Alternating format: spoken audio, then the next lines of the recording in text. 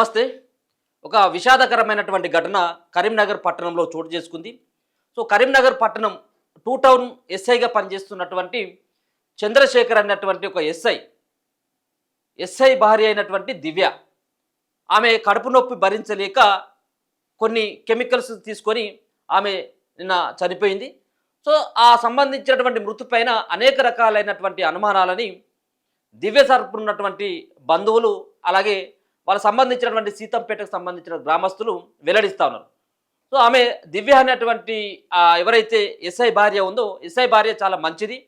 అటువంటి కడుపు నొప్పితోటో లేకపోతే మిగతా ఆర్థిక పరిస్థితుల్లో లేకపోతే ఇంకా మానసిక స్థితి సరిగ్గా లేక కాదు, భర్త యొక్క వేధింపుల ద్వారానే, ఎస్ఐ యొక్క వేధింపుల ద్వారానే చనిపోయి ఉంది అని చెప్పేసి కొంత అనుమానాన్ని సీతంపేట గ్రామస్తులంతా కూడా వ్యక్తం చేయడం జరిగింది. దాంట్లో భాగంగానే ఒక పక్కన భర్త అయినటువంటి చంద్రశేఖర్ ఇమీడియట్గా వాళ్ళ భార్య ఏదో విషం తీసుకుందని చెప్పేసి ఇమీడియట్గా దివ్య వాళ్ళ ఫాదర్ అంటే చంద్రశేఖర్ ఎస్ఐ మామకి ఫోన్ చేసి చెప్పడంతో ఊటాహూటిన ఆ యొక్క దివ్యని హాస్పిటల్కి తీసుకొచ్చేలోగానే చనిపోయినట్టుగా వైద్యులు ధృవీకరించడం జరిగింది. ఒక పక్కన సొంత మామ సైతం కూడా అల్లుడి పైన ఎట్లాంటి అనుమానం వ్యక్తం చేయలేదు. అయినప్పటికీ గ్రామస్తులు మాత్రం మాకు చాలా అనుమానాలు ఉన్నాయి ఆయన పైన అని చెప్పేసి వాళ్ళు కూడా పెద్ద ఎత్తున రోడ్డు మీదకి వచ్చి ఆందోళన చేసినటువంటి పరిస్థితి ఏర్పడ్డది అక్కడ. మొత్తానికి ఎట్టకేలకి ఆ సంబంధించినటువంటి మరణాన్ని రాద్ధాంతం చేయొద్దు అని చెప్పేసి ఆ యొక్క దివ్య యొక్క అంటే మరణించినటువంటి మృతురాలి తండ్రి విజ్ఞప్తి మేరకు ఆ సంబంధించిన గ్రామస్తులంతా ఆందోళన విరమింపజేయడం జరిగింది. మొత్తానికి అక్కడ కొంత ఘర్షణ వాతావరణం అయితే కొనసాగింది. ఈమె దివ్య ఆమె కడుపు నొప్పి భరించలేక ఆత్మహత్య చేసుకుందని చెప్పేసి తండ్రి ఫిర్యాదు చేసిండు. లేదు అట్లెట్లయితుంది, కడుపు నొప్పి భరించలేక ఉన్నట్టయితే హాస్పిటల్కి వెళ్ళేది, ఇంకేదైనా లేకపోతే ఇంకేమైనా ట్రీట్మెంట్ చేసుకునేది.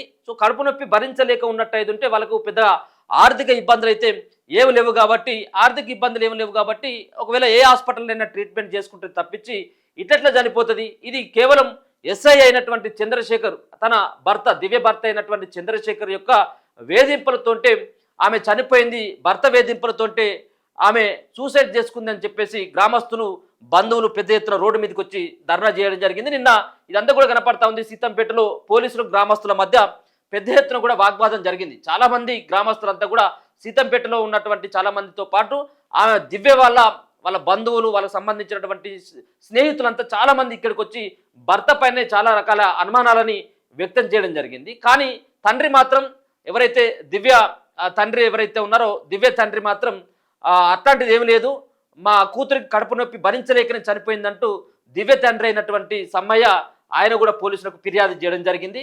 ఒక ఘర్షణ వాతావరణం అయితే అక్కడ చోటు చేసుకోవడం జరిగింది. చాలాసేపు ఆ డెడ్ బాడీ తోటి వాళ్ళు ధర్నా చేసినటువంటి సిచ్యువేషన్ కనబడ్డది. కడుపు నొప్పి భరించలేకనే ఓ ఎస్ఐ భార్య ఆత్మహత్య చేసుకున్నది.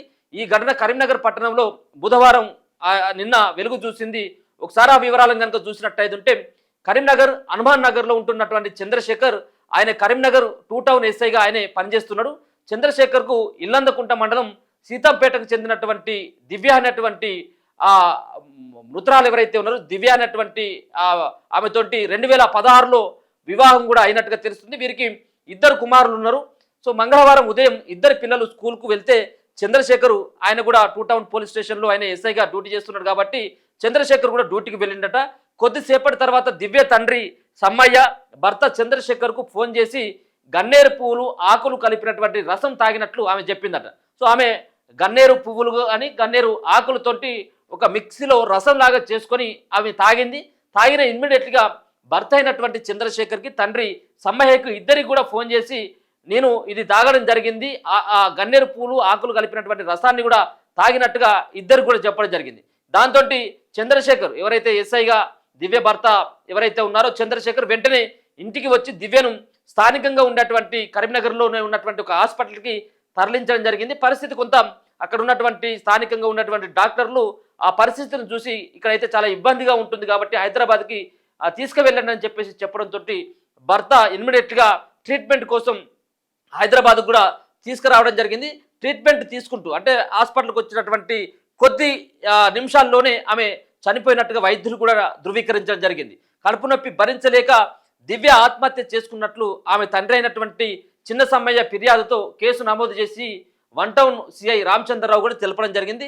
వాళ్ళ తండ్రి అయినటువంటి సమ్మయ్య కూడా ఈ యొక్క మృతి పైన నాకు ఎట్లాంటి అనుమానాలు లేవు, నాకు కూడా ఆమె ఫోన్ చేసి కూడా చెప్పడం జరిగింది. నేను గన్నేరు పూలు అలాగే ఆకులు కలిపినటువంటి రసాన్ని తీసుకోవడం జరిగింది. దీనికి కారణం నాకు కడుపు నొప్పి భరించలేకనే నేను చనిపోతున్నానని చెప్పేసి ఆమె మాకు చెప్పడం జరిగింది ఫోన్లో అని చెప్పేసి టూ టౌన్ సిఐ అయినటువంటి రామచంద్రరావుకి వాళ్ళ తండ్రి సమయ కూడా తెలపడం జరిగింది. సో దివ్య డెడ్ బాడీని స్వగ్రామం సీతాపేటకు కూడా తరలించిల్లు. కాగా చంద్రశేఖర్ వేధింపులు భార్యాభర్తల మధ్య ఉన్నటువంటి గొడవ కారణంగానే దివ్య ఆత్మహత్య చేసుకుందంటూ సీతంపేట గ్రామస్తులు ఆందోళన దిగింది. సో ఒక పక్కన ఆమెకు నిజంగా ఆమె ఒక్కతే కాదు, ఇద్దరు కూడా పిల్లలు ఉన్నారు. సో ఇద్దరు కుమారులు కూడా ఉన్నారు. ఇద్దరు కుమారులు ఒకవేళ తను చనిపోయినట్టయితుంటే వాళ్ళు అనాథలుగా మిగిలిపోతారు. కాబట్టి ఆమె అటువంటి పిరికిది కాదు. సో ఇద్దరు పిల్లల్ని కూడా చూసుకొని బతికే అటువంటి వ్యక్తిత్వం, చాలా ధైర్యంగా ఉండేటువంటి వ్యక్తి అయినటువంటి దివ్య ఈ విధంగా కడుపు నొప్పి భరించలేక చనిపోయిందని చెప్పేసి చెప్పడానికి ఇది నమ్మశక్యంగా లేదు.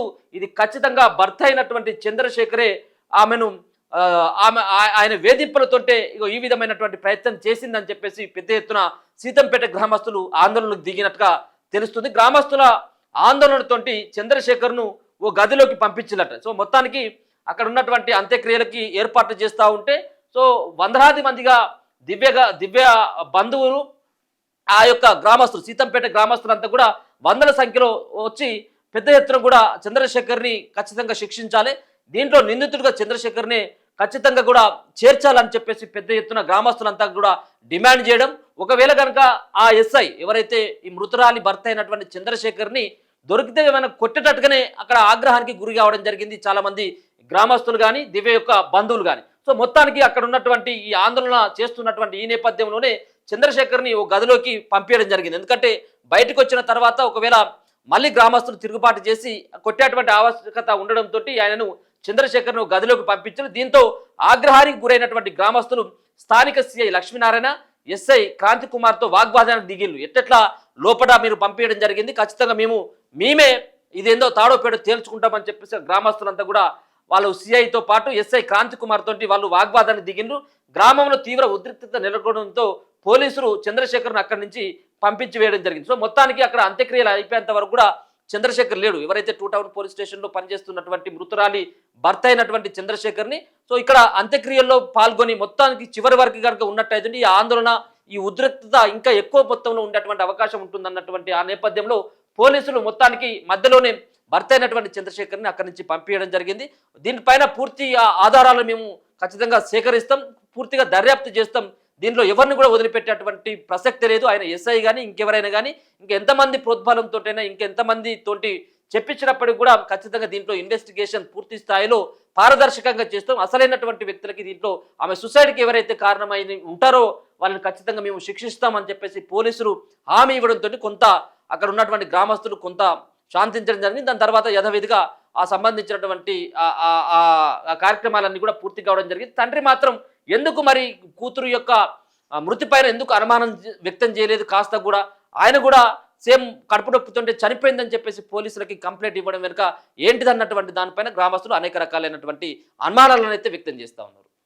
చూస్తూనే ఉండండి మన తొలి వెలుగు.